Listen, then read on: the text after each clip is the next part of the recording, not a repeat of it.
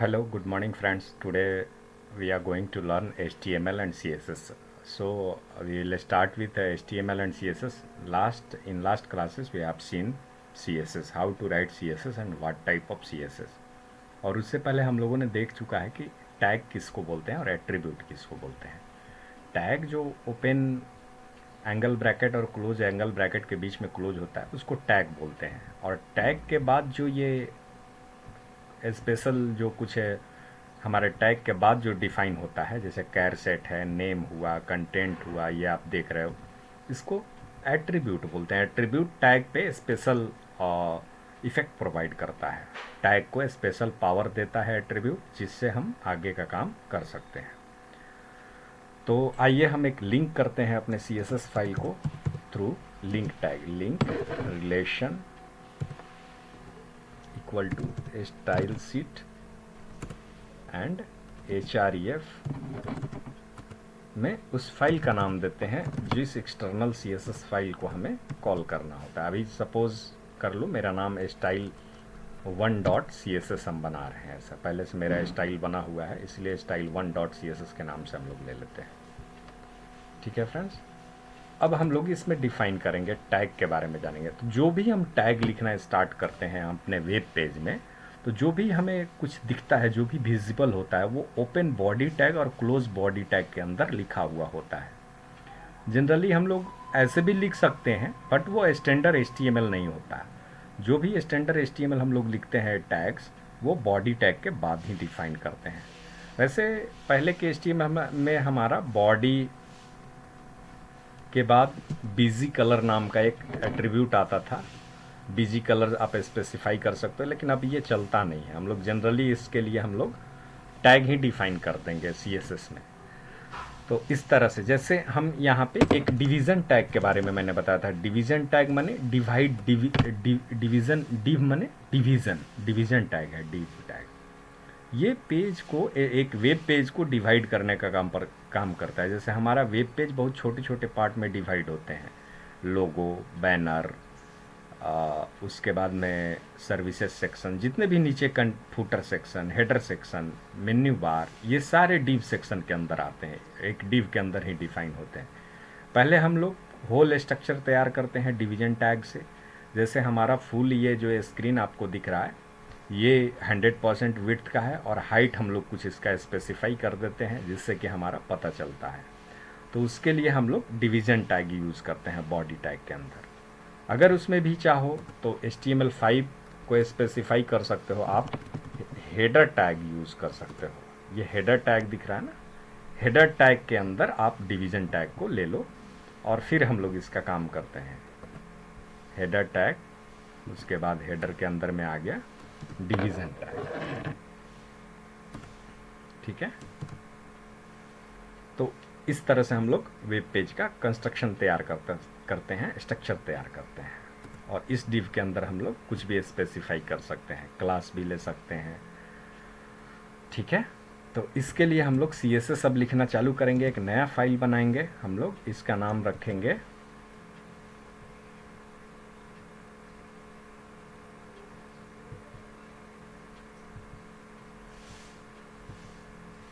हम लोग यहाँ क्लासेस 1 के अंदर ही इसको सेव करते हैं, स्टाइल 1.css के नाम से. और इसके अंदर हम लोग CSS लिखेंगे जो हमारा यहाँ कॉल हुआ है CSS फाइल. तो हेडर के अंदर में एक क्लास हम लोग ले लेते हैं,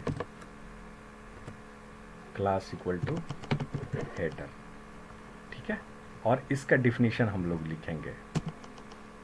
इसमें भी एक क्लास लगा देते हैं, इसका भी डिफिनीशन लेंगे.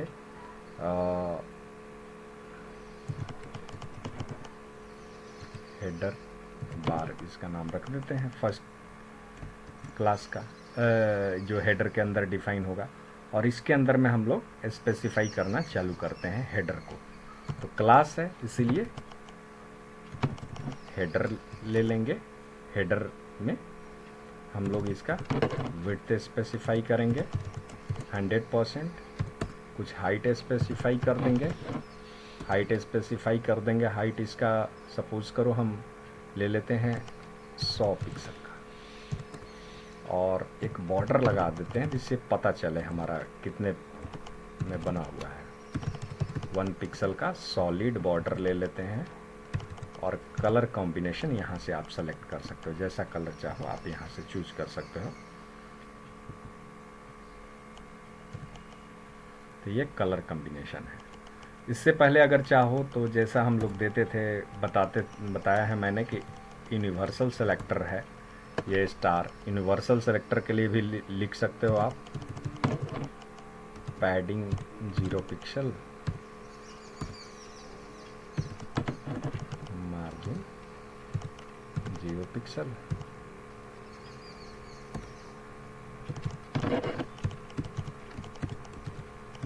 फॉन्ट साइज 14 पिक्सल का हम लोग लेके चलते हैं शुरू में। फिर हेडर के बाद हम लोगों ने डिफ़ाइन किया था जो सेकंड क्लास हेडर बार, इसको भी हम लोग डिफ़ाइन कर लेते हैं। पहले हम लोग इसको देखते हैं ये बना कि नहीं। तो उसके लिए हम लोग हेडर बार सेक्शन के अंदर में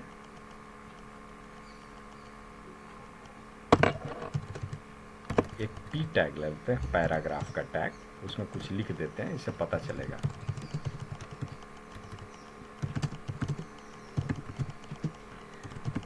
पी इज ए टैग और पी का ये क्लोज टैग हुआ। इस तरह से हम लोग अब second.html को ज़रा ओपन करके देखते हैं कि हमारा क्या बना है।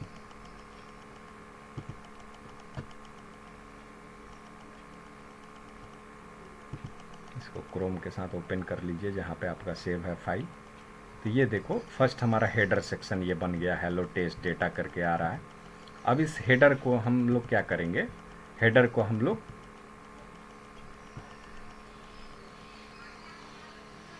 तीन पार्ट में डिवाइड कर देते हैं, ठीक है। 3 पार्ट में डिवाइड करने के लिए इसका नाम बदलो, लेफ्ट हेडर रखो, लेफ्ट हेडर। और इसके अंदर में लेफ्ट हेडर डिफाइन करते हैं हम, डॉट लेफ्ट हेडर। और लेफ्ट हेडर जब आप डिफाइन करने चलोगे तो इसका विड्थ क्या होगा, जो 100% आप ले रहे हो पूरे ये होल स्क्रीन के लिए यहाँ से यहाँ तक, इसके लिए हम आधा आधा करके 3 पार्ट में डिवाइड करना है ना, तो हम इसको 33% दे देते हैं। हाइट सेम ही रहेगा, हाइट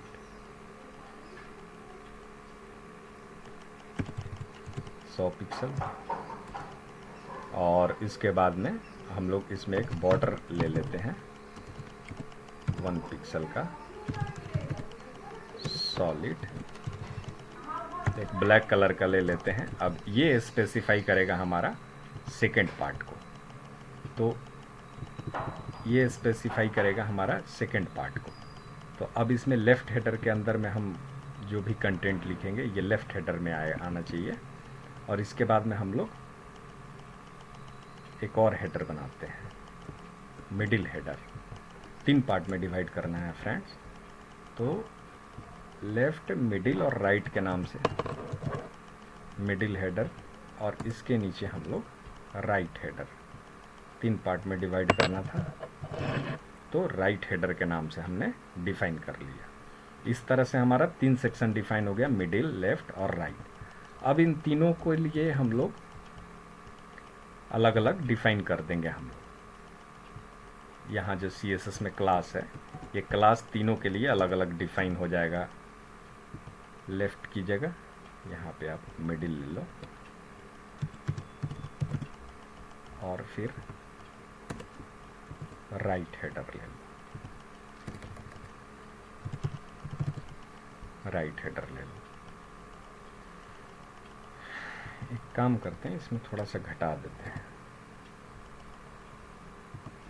थोड़ा सा स्पेस एडजस्टमेंट के लिए भी चाहिए। 1 पिक्सल का बॉर्डर दे रखा है, इसीलिए 1 पिक्सल का डेटा ज़्यादा लगे। ये तीनों एक के नीचे एक आ गए, राइट। बट हमें इसको चाहिए था एक ही मतलब टैब में। तो यहाँ क्या करेंगे हम लोग फ्लोट, एक प्रॉपर्टी आता है CSS में, फ्लोट लेफ्ट लगा देंगे।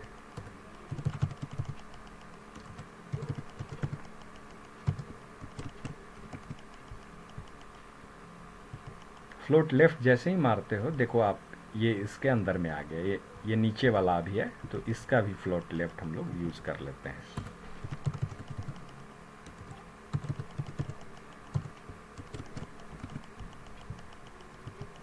इस तरह से तीनों हमारा एक अलाइन में आ गया। अब इसको थोड़ा सा इसके स्पेस में हम लोग, अगर हम लोग यहाँ फ्लोट लेफ्ट नहीं भी लगाएं तो भी हमारा काम बनेगा। ओके ओके, इसको रखना ज़रूरी है। और इसका 32.5 कर दो। पॉइंट में भी ये बढ़ा सकते हैं हम लोग। तो इस तरह से ये तीनों एक स्पेसिफिक लाइन में आ गए।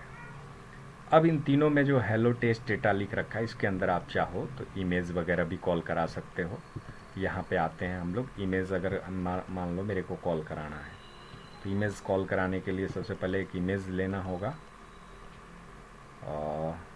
इमेजेस में है, yes there is one image, my image 1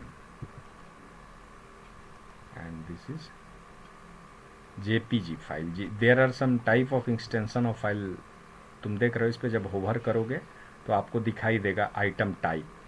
तो ये JPG है, कहीं कहीं आप PNG देखोगे, कहीं JPEG देखोगे। JPG का फुल फॉर्म होता है joint photography expert group. PNG का फुल फॉर्म होता है पोर्टेबल नेटवर्क ग्राफिक्स। PNG हमेशा लोगो वगैरह के लिए यूज होता है, बैनर के लिए। वेबसाइट में ज़्यादा हमें PNG इमेज यूज़ करना चाहिए। रीज़न बिहाइंड इट कि PNG लाइट वेटेड इमेज होता है। PNG के अलावा GIF इमेज होता है, ग्राफिकल इंटरचेंज फॉर्मेट, जिसको GIF बोलते हैं। ब्लिंकिंग ये इमेज करके आता है, जैसे कृष्ण भगवान आँख ब्लिंक करते हैं, वो इमेज आपने देखा होगा। वो जनरली वो सब इमेज क्या होता है, GIF इमेज होता है। इसी तरह से BMP इमेज होता है, जिसको हम बीट मैप इमेज बोलते हैं। तो इसको कॉल कराने के लिए हम लोग इमेज को क्या यूज़ करते हैं, IMG tag. IMG SRC equals to, कहाँ पे है ये, इमेजेस फोल्डर में है, राइट। इमेजेस फोल्डर में माई इमेज 1.jpg है, ऑटोमेटिकली ये फ्लैश कर दे रहा है फ्रेंड। और यहाँ पे अब हम लोग इनलाइन CSS यूज़ करते हैं, इसको बोलते हैं इनलाइन CSS। इनलाइन CSS में हम लोग इसका विड्थ हाइट स्पेसिफाई करेंगे। विड्थ दे देंगे इसका 100% में ले लेते हैं, और इसका हाइट दे देते हैं 100 पिक्सल का, और बॉर्डर रेडियस दे देते हैं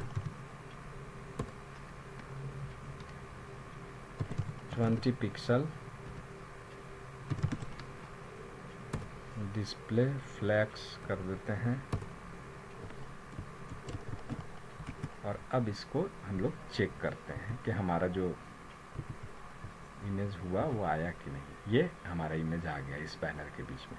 ये बॉर्डर रेडियस जो आपने देखा था, ये क्या करता है, ये हमारा साइड से कॉर्नर पे ये जो गोल राउंड फिगर में किया है, ये बॉर्डर रेडियस है। अगर इस बॉर्डर रेडियस को आप हटा दो तो साइड से देखना पूरा भरा हुआ आएगा।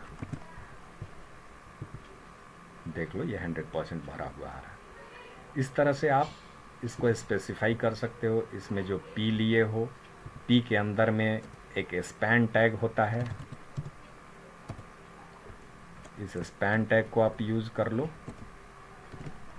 मैं रीज़न बताता हूँ इसका स्पैन टैग यूज़ करने का P के अंदर में, क्योंकि अगर सपोज़ करो P के अंदर में कुछ आपने और भी यूज़ कर रखा है,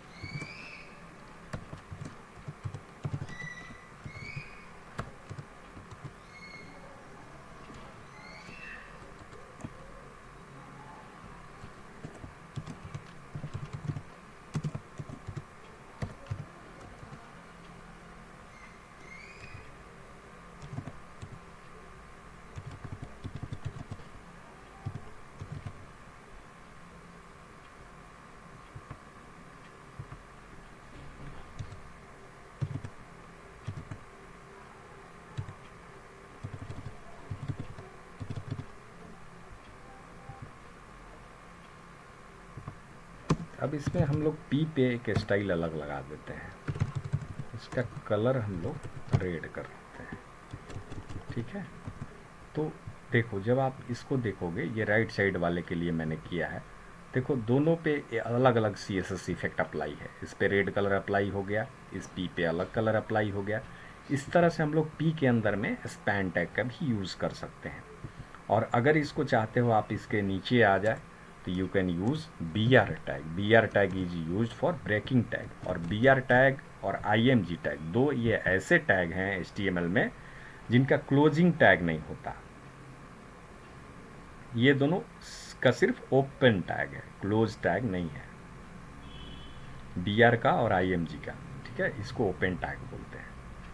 तो इस तरह से आप देख सकते हो, हमने फ़ोन BR टैग यूज़ किया, और BR टैग यूज़ करने के बाद ये हमारा एक के नीचे एक चला आया, फ़ोन और मोबाइल नंबर।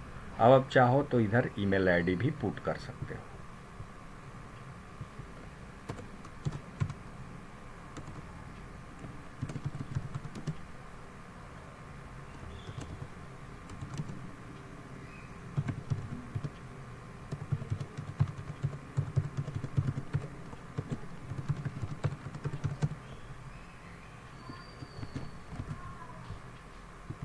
इस तरह से हमारा ये फ़ोन नंबर पुट हो गया। अब इसमें चाहो तो आप स्टाइल टैग भी यूज़ कर सकते हो।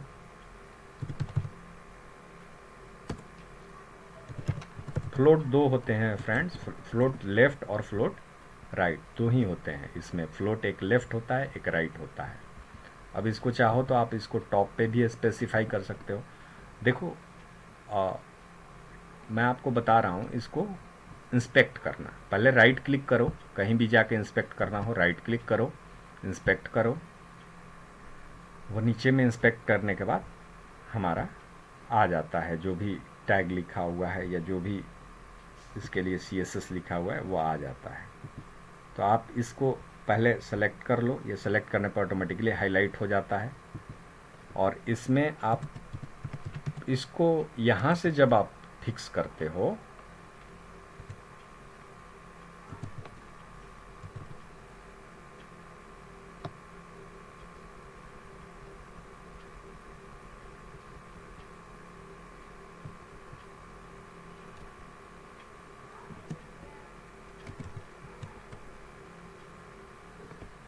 तो ये हमारा जो फिक्सिंग हुआ, ये हमारा अभी जो फिक्सिंग है ये हमारा डायनेमिक फिक्सिंग है। अभी परमानेंट ये फिक्स नहीं हुआ, हमने फ्रंट एंड से इसको डायनेमिकली फिक्स किया इस कंटेंट को। जैसा कि मैं मार्जिन बढ़ा रहा हूँ, ये आप ऑटोमेटिकली देख रहे होगे, ऊपर नीचे ये आ रहा है, जा रहा है, आगे पीछे जा रहा है। तो यहाँ से आप डायनेमिकली फिक्स करते हो, और यहाँ से कॉपी करो जो CSS आपने उसके लिए फिक्स किया है, और उस CSS को अपने पेज में ले जाके कॉपी कर दो, यहाँ पे जो मैंने बनाया था।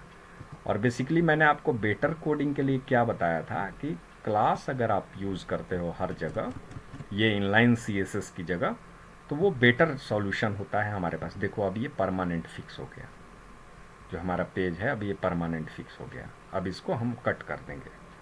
वो लिखा हुआ कंट्रोल, आप कंट्रोल U से भी पेज सोर्स देख सकते हैं, लेकिन इंस्पेक्ट करने के लिए राइट क्लिक करो, इंस्पेक्ट का ऑप्शन आएगा, इंस्पेक्ट पे जाओ, जिस भी सेक्शन को आपको इंस्पेक्ट करना है, ये देख रहे हो ना आप, एक मोबाइल वर्जन है जो कि मोबाइल वर्जन में स्पेसिफाई कर देगा, और एक नॉर्मल चीज़ है।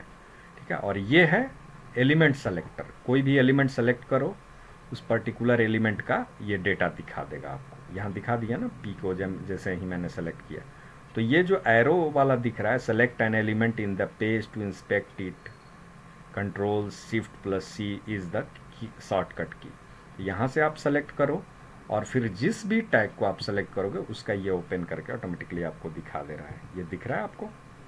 इस तरह से आप हमारा वेब पेज का डिजाइनिंग हम लोग शुरू करते हैं। तो अभी हम लोग का ये हेडर सेक्शन हमने तैयार किया। ये हेडर यहाँ से यहाँ तक है। इस हेडर के अंदर में मैंने ये सारे काम कर रखे हैं। फ़ोन नंबर दे रखा है, इमेज बैनर का कॉल करा रखा है, बीच में हम लेफ़्ट साइड में चाहें तो इसका लोगो भी कॉल करा सकते हैं, हेलो दिस इज़ जो टेस्ट डेटा लिखा हुआ है। अब इसके नीचे में हम अपना आर्टिकल और सेक्शन डिफाइन कर सकते हैं। इसके नीचे में हम लोग आर्टिकल डिफाइन करते हैं, आर्टिकल के अंदर में सेक्शन डिफाइन करते हैं, सेक्शन के अंदर में हम लोग div टैग लेके चलते हैं। सेक्शन के अंदर में जब div टैग लेके चलोगे तो ये स्पेसिफाई करने का अच्छा तरीका है। अब इसके नीचे में हम लोग तैयार करते हैं, अगर कुछ हमें बैनर चलाना है या पेज पे कुछ इमेज कॉल कराना है तो उसके लिए हम लोग करते हैं div class equal to banner, और इसके अंदर कुछ हम लोग लिख के एक बार चेक कर लेते हैं हमारा आ रहा है कि नहीं। बैनर सेक्शन, ठीक है।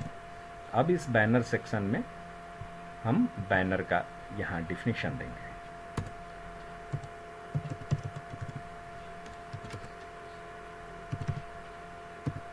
विड्थ फ्रेंड्स इसका 100% नहीं आएगा, लेकिन इसका हाइट कुछ चेंज होगा।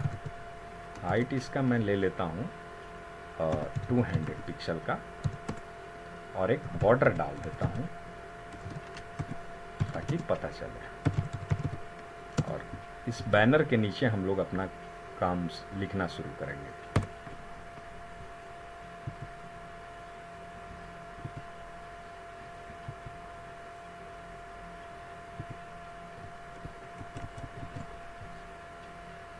फ्रेंड, जैसे ही आप इसको रिफ्रेश करोगे ये आपका बैनर सेक्शन दिख गया। इसके अंदर हम लोग बैनर को कॉल करा सकते हैं अपना। तो इस तरह से हम लोग धीरे धीरे डिजाइनिंग हम लोग सीख सकते हैं। बैनर सेक्शन को कॉल करा सकते हैं, फिर इसके अंदर बैनर भी आ जाएगा हमारा।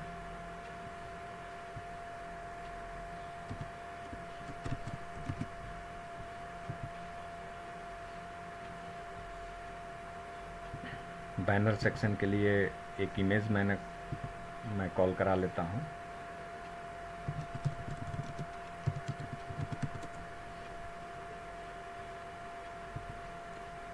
बैनर सेक्शन के लिए चलो सेम ही इमेज मैं कॉल करा के देखता हूँ एक बार।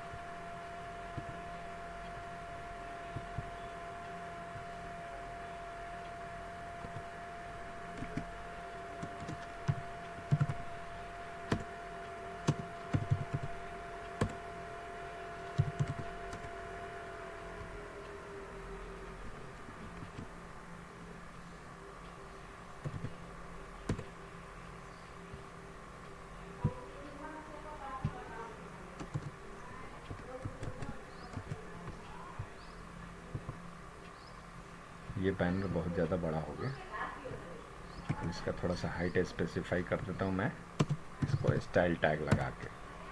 तो इसका हाइट ले लो आप, 200 पिक्सल का हमारा बैनर का सेक्शन था, और विड्थ 100% कर ले।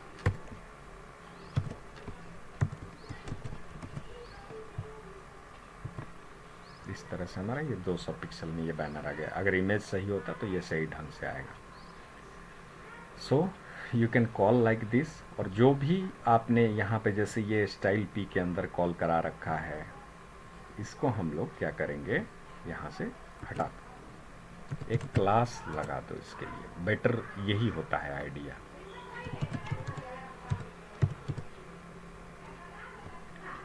ईमेल आईडी नाम का एक क्लास कॉल करा लिया।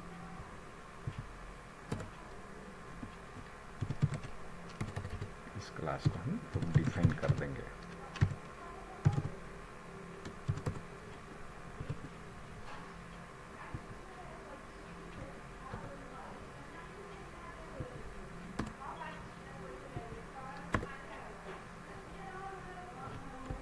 इस तरह से हमारा ईमेल आईडी सेक्शन का आ गया। इसमें इसको भी चाहो तो आप चेंज कर सकते हो।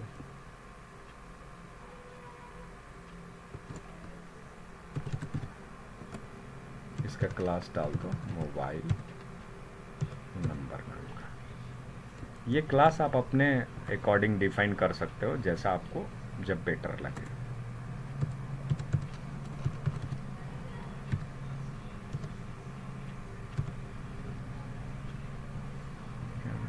Mobile -info।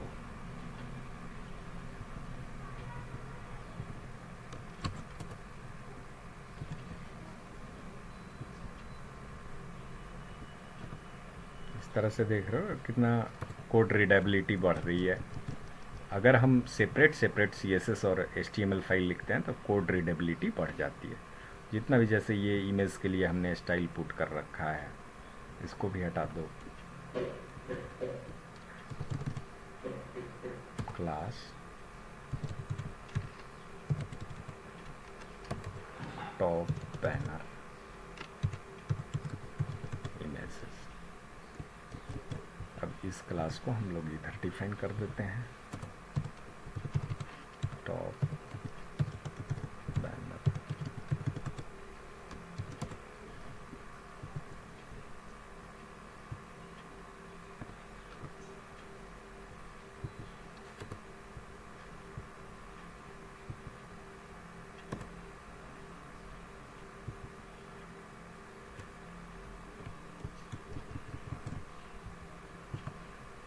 Top banner images.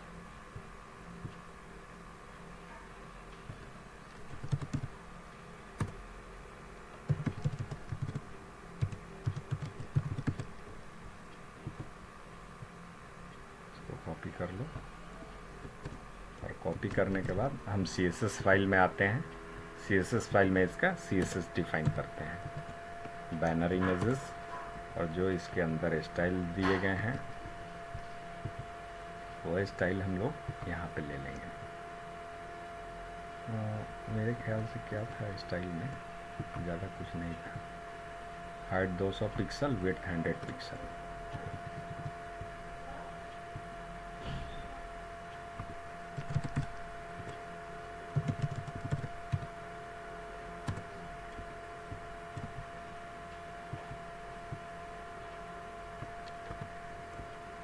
Banner images, और ये बैनर इमेजेस का डिफिनीशन यहाँ आ गया। तो इस तरह से फ्रेंड हमारा होते होते ये 49 लाइन का CSS पेज हो गया, और ये हमारा कुछ सेक्शन तैयार हो गया। देख लो, कोई फर्क नहीं पड़ रहा है।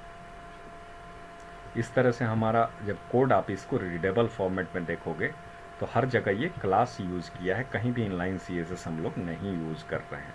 बहुत रेयर केस में हम लोग इनलाइन और एम्बेडेड CSS यूज़ करते हैं। इनलाइन CSS जब भी यूज़ करना होता है स्टाइल टैग के साथ, वो टैग के अंदर ही स्टाइल एट्रीब्यूट के साथ हम लोग यूज़ कर लेते हैं। जब एम्बेडेड CSS यूज़ करना होगा तो between open head tag and close head tag हम लोग एम्बेडेड CSS लिखना स्टार्ट करते हैं।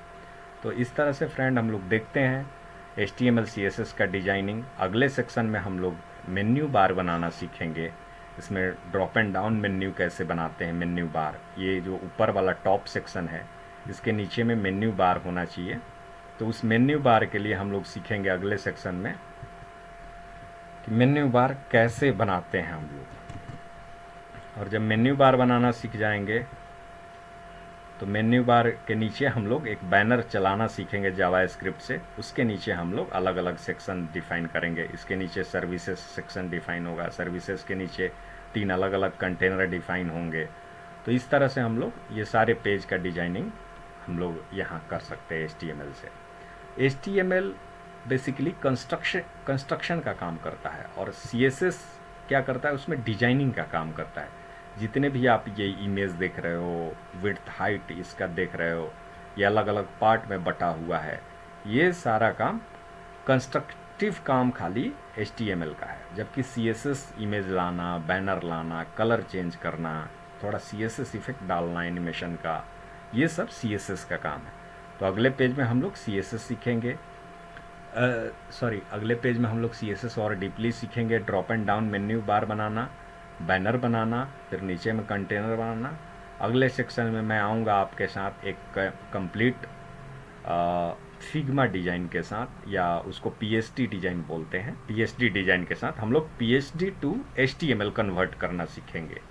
कोई भी हमें फिग्मा डिज़ाइन दे देता है या PSD फाइल दे देता है, PSD फाइल मीन्स फोटोशॉप में बनाया हुआ इमेज फाइल, उसको आप HTML में कैसे कन्वर्ट करोगे, ये हम लोग अगले सेक्शन में सीखेंगे। अभी तक हम लोग जान चुके हैं कि टैग क्या होता है, ये टैग हैं। एट्रीब्यूट क्या है, ये एट्रीब्यूट हैं। एट्रीब्यूट टैग को स्पेशल पावर प्रोवाइड करते हैं ताकि टैग कुछ अच्छे से एक्स्ट्रा वे में काम कर सके, टैग अपने एक्स्ट्रा पावर को यूज़ कर सके यूजिंग एट्रीब्यूट्स। और क्लास और सेलेक्टर्स हम लोग पढ़ चुके हैं कि आईडी सेलेक्टर होते हैं, क्लास सेलेक्टर होते हैं पिछले सीएसएस क्लास में। तो वो सारे सेलेक्टर आप लोग एक बार ध्यान से देख लो, ID selector, class selector, child selector, pseudo selector भी देख लेना। अगले क्लास में होवर वगैरह का यूज़ करेंगे हम लोग मेन्यू बनाने में, तो उसके लिए पिसीडो सेलेक्टर हमारे को आना चाहिए। ठीक है, थैंक यू फ्रेंड्स। अभी तक इतना ही इस वीडियो में। नेक्स्ट वीडियो में मैं लेकर आता हूँ आपके लिए एक special design, special UI design करेंगे हम लोग और सीखेंगे कैसे बनाते हैं। Thank you.